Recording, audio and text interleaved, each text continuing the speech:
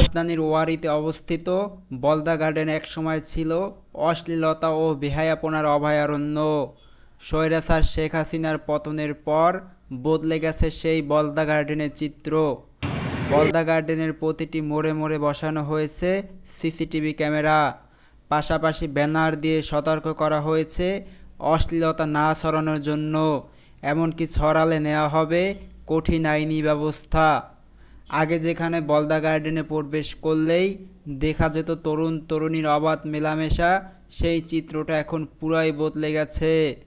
তবে কর্তৃপক্ষ অশ্লীলতা বন্ধে কার্যকর পদক্ষেপ নেওয়ার পর থেকেই দর্শনার্থীদের আনাগোনা বেশ কমে গেছে। রাশেদ হাসান অন্তর, চ্যানেল এল।